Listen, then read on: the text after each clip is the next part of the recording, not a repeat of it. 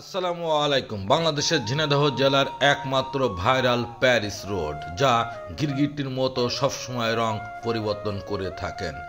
আপনারা ভিডিওটি না টেনে অবশ্যই শেষ পর্যন্ত সঙ্গে থাকবেন। এই ভাইরাল প্যারিস রোডের যে গাছগুলি লাগানো আছে, কত সালে লাগানো হয়েছেন, কে লাগিয়েছিলেন এবং এখানে কিভাবে আসা সম্ভব, সম্পূর্ণ তথ্য ঠিকানা আপনাদের মাঝে আজ তুলে ধরব ইনশাল্লাহ। এই রোডটি উপর থেকে দেখলে ঠিক চোখের মতো দেখতে পাওয়া যায়। এখানে শুক্রবার সহ বিভিন্ন সরকারি ছুটি ও বিশেষ দিনে দূর দূরান্ত থেকে লক্ষ লক্ষ মানুষ আগমন ঘটে। এই খোলা মাঠের মধ্যে এই রাস্তাটি চলে গেছেন। এখানে দাঁড়িয়ে বুক ভরে নিঃশ্বাস নেওয়ার জন্য সবাই ছুটে চলে আসেন। বিধিরে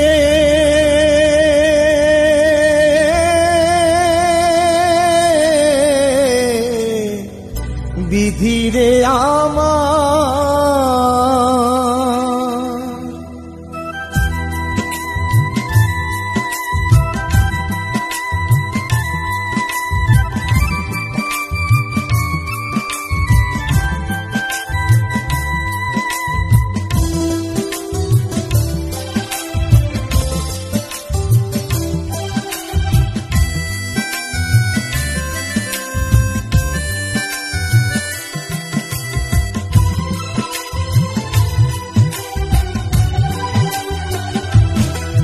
বিধিরে তার মরণের আগে যেন আমার মরণ হয়।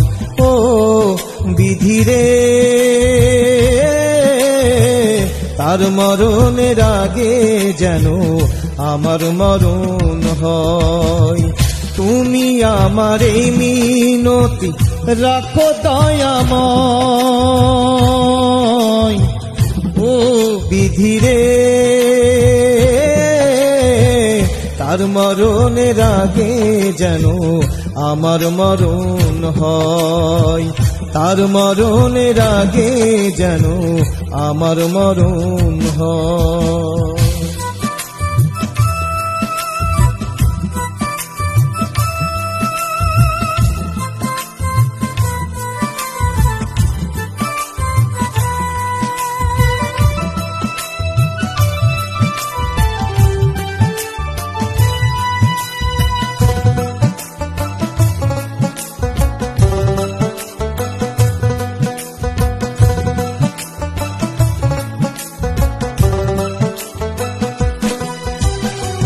তারে ভালোবেসে আমার জীবন হলো ধন্য।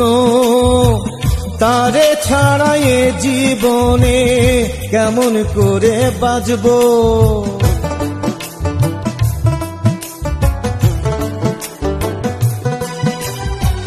তারে ভালোবেসে আমার জীবন হলো ধন্য।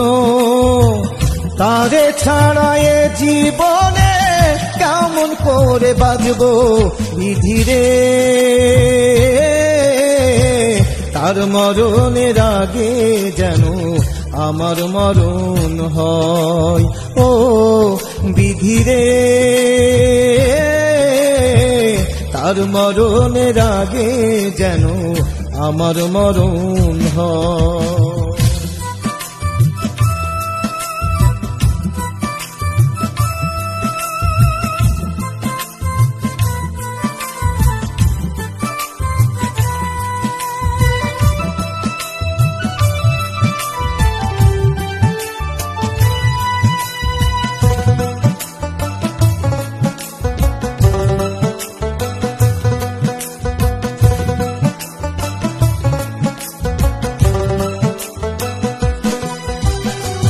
দয়াল তোমার দয়ায় আমার জীবন হলো ধন্য। তারে পেয়ে জীবনে জীবন হলো পূর্ণ।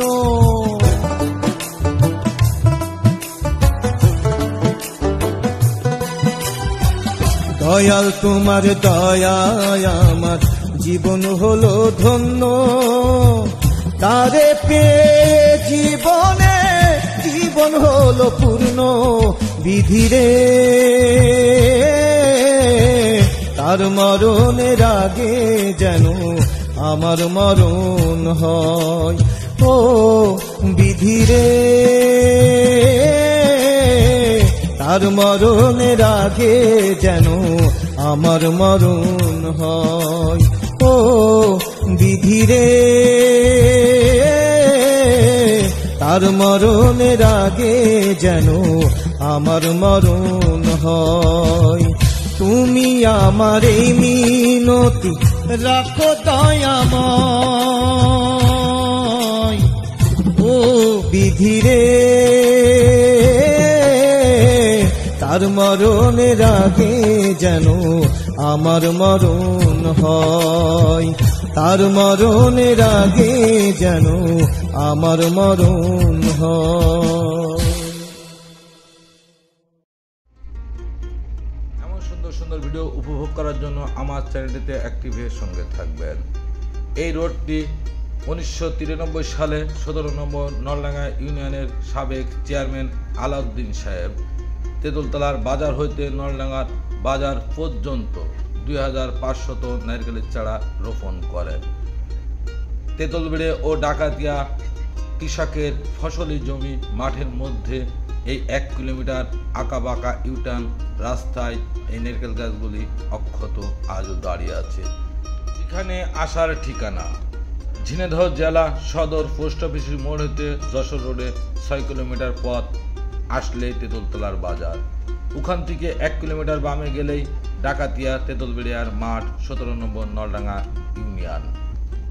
এই রোডটি গিরগিটির মতো রং পরিবর্তন করে থাকেন, কারণ এই রোডের দুই পাশ দিয়ে কৃষকের সবুজ ফসল সহ বিভিন্ন রকম ফসল উৎপাদন হয়ে থাকেন। ফসলের রঙের সাথে এই রোডের রং পরিবর্তন হয়ে থাকেন। এখন যেরকম সবুজ ধানের ক্ষেত, তা থেকেও এই মাঠটি মুগ্ধকর একটি রূপ নিয়ে দাঁড়িয়ে আছেন। এখানে রাস্তার এই পশ্চিম পাশে সূর্য অস্তের দৃশ্যটি দেখার জন্য অনেক মানুষ ছুটে চলে আসেন প্রায় প্রতিদিনই।